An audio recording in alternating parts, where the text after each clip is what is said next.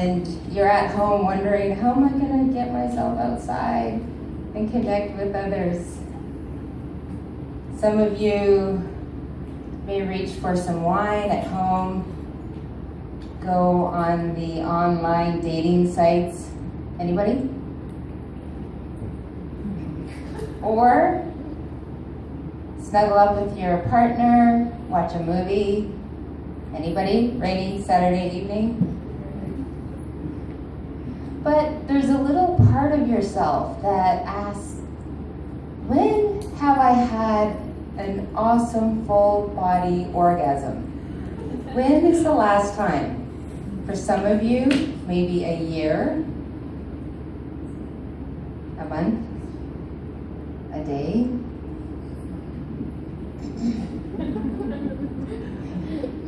Who would like to be able to feel erotic pleasure in any moment whenever you want?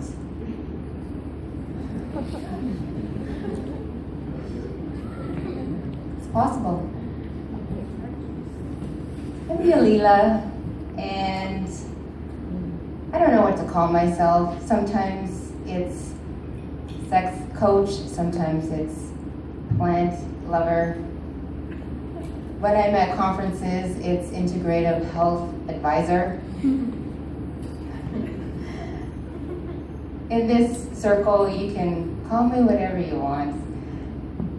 I guide people, consciousness explorers, through sexual initiations so that they can feel confident in their bodies, pleasure in their bodies, and intimacy with themselves, others, and everything around them. Who would like that?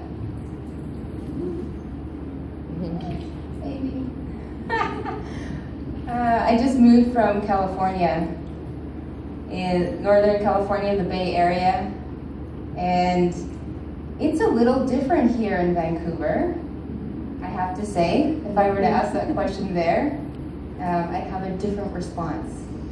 It's really good to be here and learn about what's going on here, the different communities, what's happening. I actually started 3 meetup groups, and one is called Sex Magic. The other, do I have a third one? Oh yeah, it's the Tantric group. And the third is, what is it? Speak Your Truth. Do you want to know the most popular one in Vancouver? It's just shocking to me. Sex Magic. No, Speak Your Truth. What up, Vancouverites?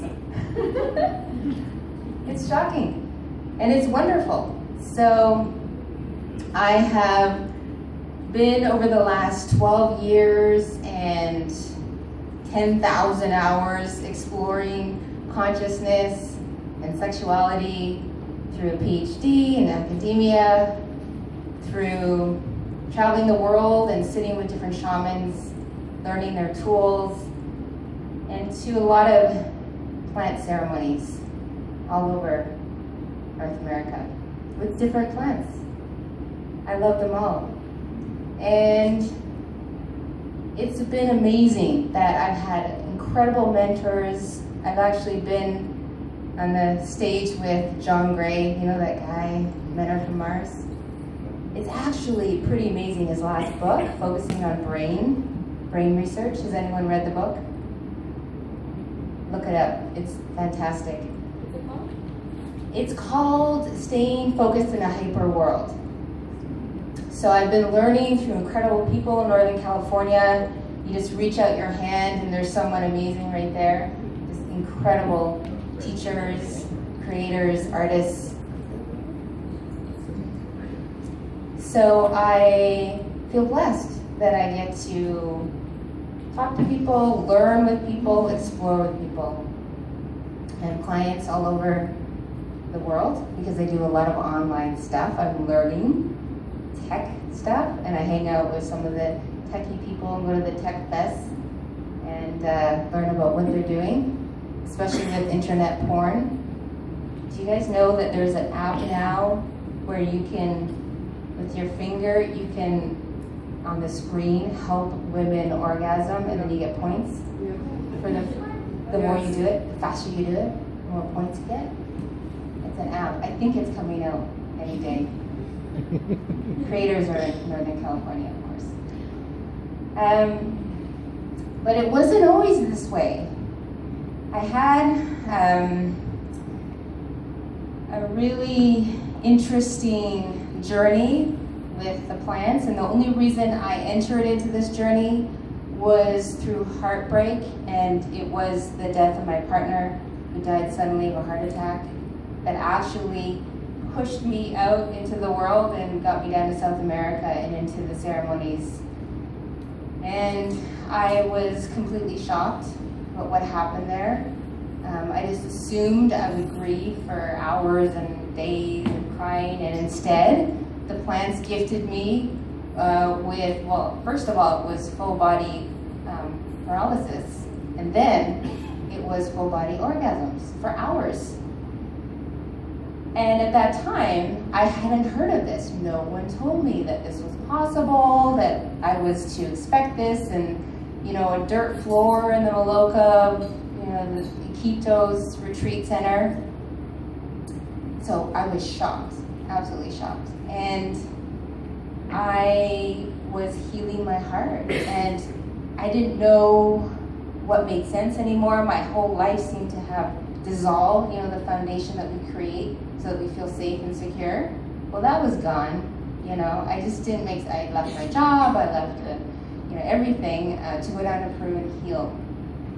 And it ended up, how they say, follow your intuition or follow spirit's call or whatever. Well, I took that literally, and the ayahuasca plant told me to leave Vancouver and go down to California just because I was shown the Golden Gate Bridge. And so I followed that. Isn't that crazy? Silly. And great and wonderful. And I didn't know what to expect. And I just was stepping into the unknown and trusting. And so that led me to going into academics. I mean, I don't like reading or writing, not necessarily. But I had a 7-year research study on the erotic intelligence of plant teachers. And what did I do during that academic time? I sat in a lot of ceremonies and collected data through visions and being in my body and talking to people. It was pretty amazing. And, there were 2 things that I realized. The first was I was pretending to be this professional, like I wanted to help people. Is anyone like that? I mean, it's wonderful to help people, but I was pretending because I wasn't whole. I was suffering around the sexual trauma that I'd experienced as a child. So the plants were like, no, Lily, you're not going to stand up there and like, oh, I'm so great, and so know so much. No, you're going to go down and puke for 3 months every day. Clean and clean and clean. And, I resisted. I was like, no, I don't want to do it. It's too scary. I don't want to feel what it's like in my body. And the plants being so incredible in terms of their intelligence, they're gentle, they're like, some people describe it as like motherly, fatherly love that they can finally open up in a true way and heal, or however you want to call it, love yourself again. And so that was the start of the journey. And that 3 months of cleansing in a tombo, has anyone done that in a, yeah, it's intense. The jungles making fun of you all around, the noises and the ants getting in and attacking, and rats were in, and like bats were underneath where I slept, my pillow was. So it was really, I was glad just to survive, right? And then I had to do all this other, transformational stuff. And that was the beginning. And so I went back to San Francisco and was going to be an excellent research student, and learn everything and read everything, and I found it was very, very challenging because I was in ceremony so much. Have you ever gotten to that place? It's like, what's real? What's illusion? I'm not quite sure. Dream turns into waking time and it blends. So it was quite the experiment and the challenge. And I have to say that now I feel much more grounded and I can actually connect with people without taking in too much of your story and dreaming about you tonight. I may dream about you tonight, some of you. If you dream of me, please email me. I'd love to hear what comes up. Because we're all connected. There's a reason why you're all here together. This is like a pod, star pod or something. There's a collective weaving of our energies, and who knows what can evolve from this. I don't know. So I learned two things. One is that I was not celebrating sexual initiations. What are sexual initiations? Anybody? I know you know. Some people would say rites of passages, changing in our bodies. We have wedding rituals. You could call that sexual initiation. There are so many, though, that I feel as a community we are forgetting. That begins when we're born, coming out of the womb, that's a sexual initiation. Then there are our children who are going through different experiences, learning about sensuality, about their body. That's a sexual initiation.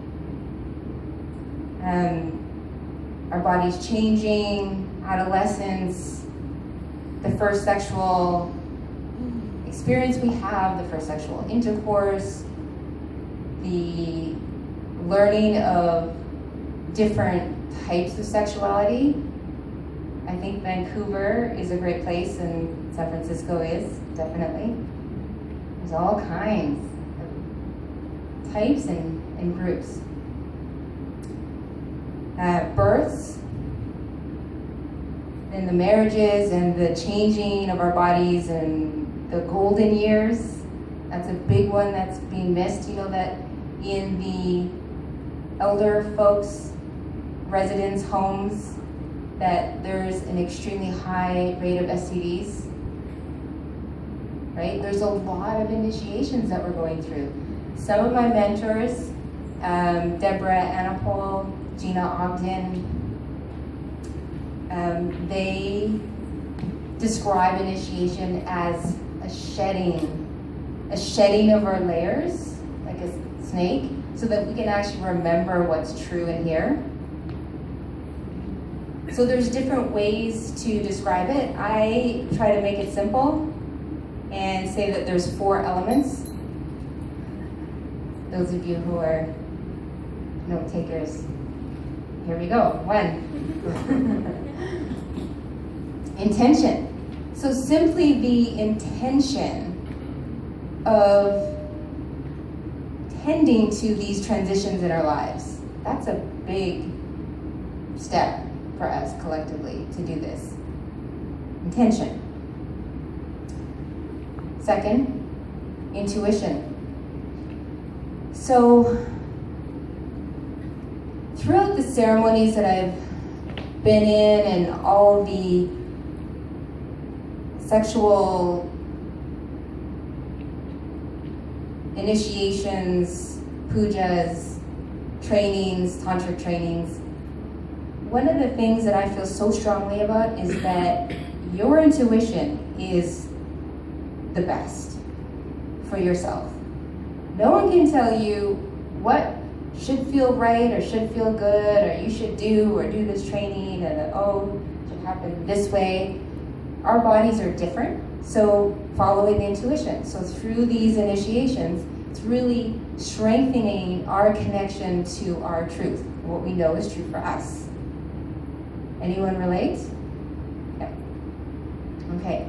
Third is intimacy. So through this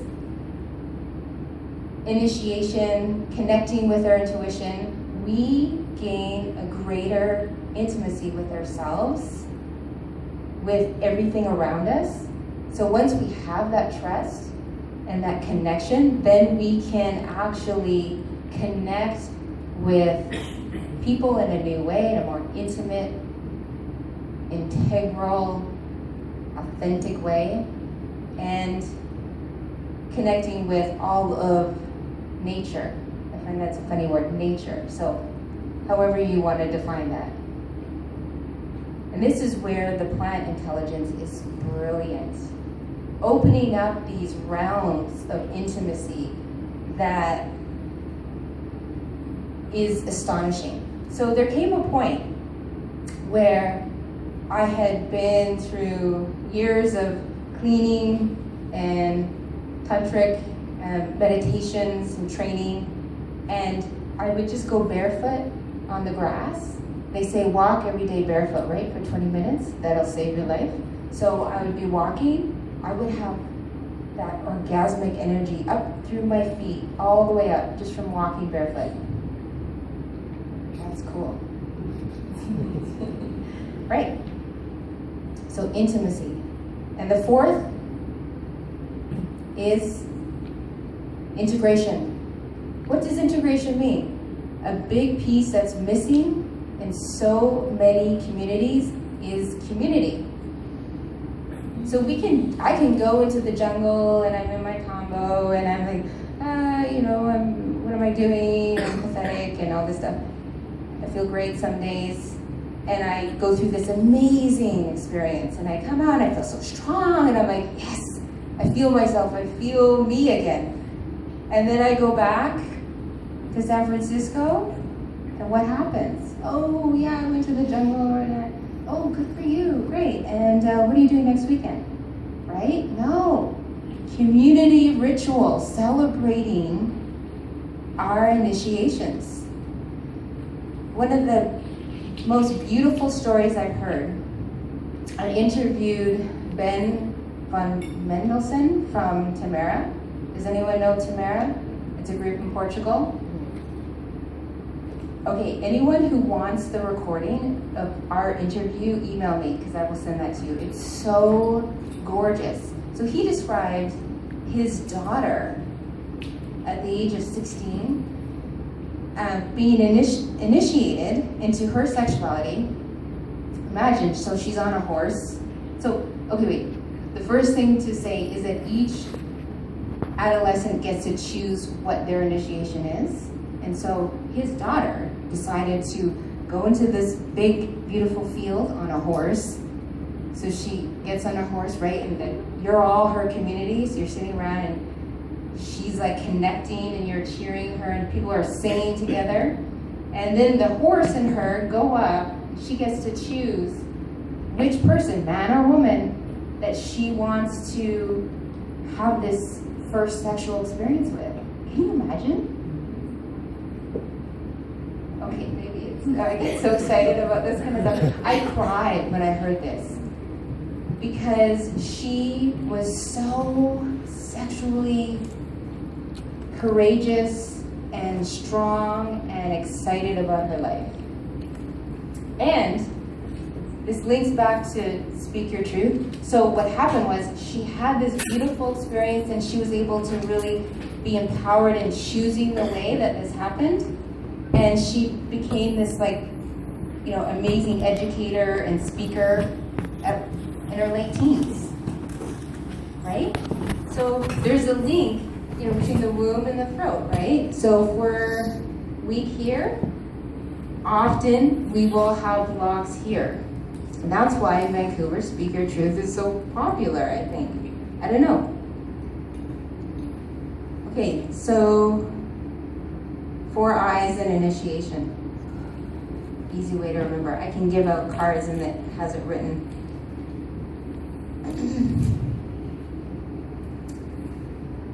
Okay, so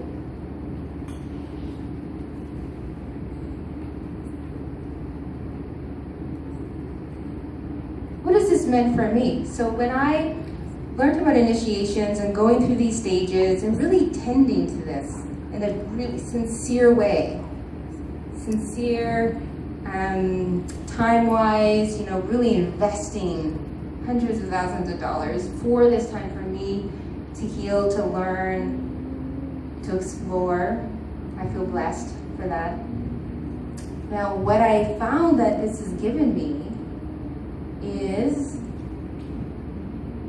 a little thing called self-love, and I feel God's love. God, Creator, Spirit.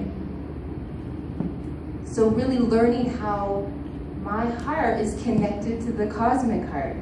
Once I found this love here, and I go through phases where I'm like, nah, I don't love myself. And then being able to have the tools to step back in to this remembrance. And then I'm like, oh yes, I do love myself. I feel the cosmic love. I'm good to go. What happens? Then I have more energy. I have more energy in my business, in my life. It's so exciting to have this vital energy coming through where I can learn anything I want. I will experiment. I will say yes. I have fallen down, made a fool of myself, been in the fire. I love it all. Because I'm not as connected to the result of being right, of it going perfectly. There's a freedom in it. Why? Because I have this self-love and this connection with cosmic love. Yes, I do get down on myself, but the difference is that I can pick myself up way faster now and get back on track. This is also what I found is a benefit living in the States. I avoided the States for years, but they have this real, is anyone American citizen passport? I would say American passport. There is a sense of like, fuck it, I'm just gonna do it. And they just do it. I couldn't believe it. Around me, they have an idea and they're doing it. And then fall down and then they get up. I just feel like Canadians, does anyone relate? It's a little more of like, I'm gonna think about it for 3, 6 months, a year, 10 years. I really would love to do that, but do I have everything? Do I have the money? What am I gonna do? Right? You get swirling. Not all Canadians, some. But I just see the difference. It's just like gumption. It's like, I'm gonna do it. So along with that gumption, I have freed my voice. I'm very open. In LA, I was at a conference, and I actually came out and said that I was squirting during a ceremony. My underwear was so wet, I had to take off my underwear in the middle of a ceremony. That's absurd, right? I don't care. I just say it because it is what it is. It's my life. I just say it. Now, since I've been back to Vancouver, I have pissed off more people in the last few months than I have in my whole life. Why? Because I just say what I feel. With respect, I think those of you that know me, have been in classes, I'm pretty respectful, right? I'm a little silly, too. It's because I'm like, fuck it, I don't care. I'm just gonna be me. Do you know what the freedom is in that? It's amazing. Who feels free like that? I would love to know you more. I want to hang out with you. And I want to hang out with the rest of you too, because it's so fun to play and just be whatever. So those are the 3 things that I found through the sexual initiation journey, through the plant intelligence journey, and it's tricky. It can be challenging. Why? Because is anyone really sensitive here? Empathic? Probably all of you. It can get tricky. How do you live in a world where you feel so open and so aware when all of this other energy is going on, the swirling energy in the cities and big places with lots of people? What do? Well, what I did was I started to hide in ceremonies. I felt easier there. Just hide in my little den with my book, and I'd be writing something. Isn't this great? I feel so enlightened.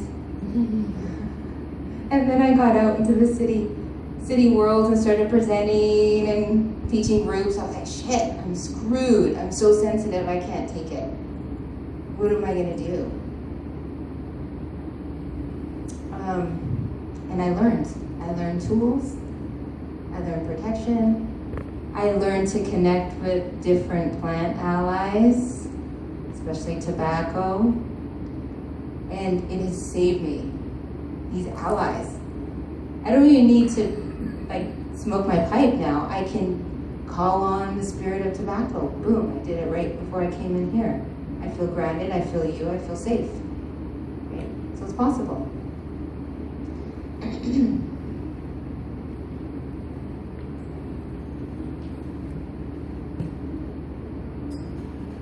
Okay, what are the things that I see happening in all the communities that I'm speaking to, the conferences? I seem to be in this trail of the regulars. You know, Dennis McKenna, does anyone know him? Susanna Bustos, who's amazing. Susanna Bustos, if you ever get a chance to speak with her. She is now one of the teachers in the CIS program in San Francisco. I don't know the name of it. It's like psychedelic counseling training, something like that. Anyway,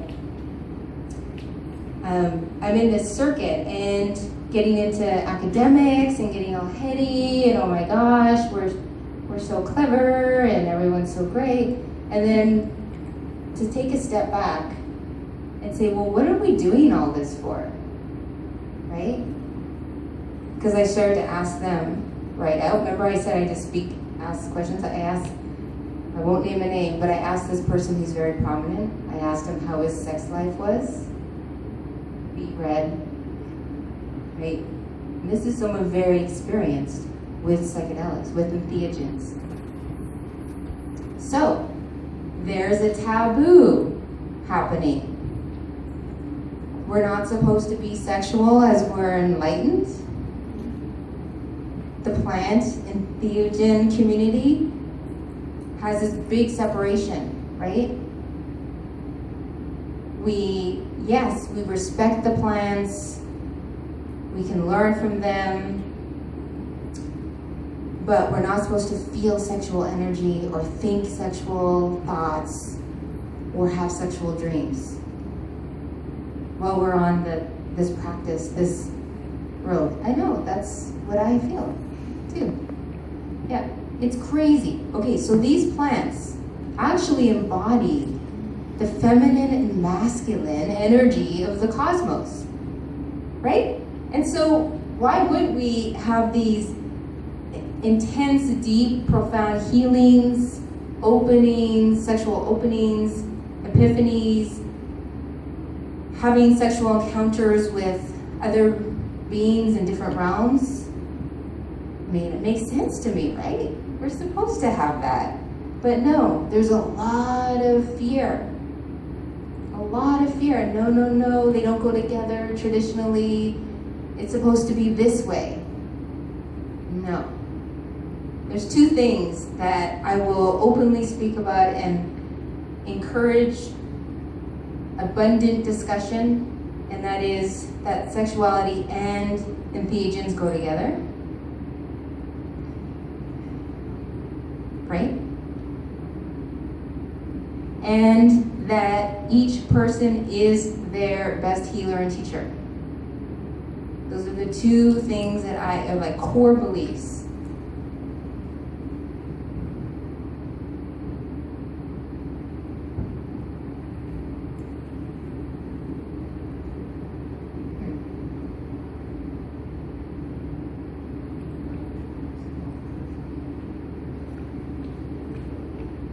Wow, good for a bit. Okay, let's get intimate.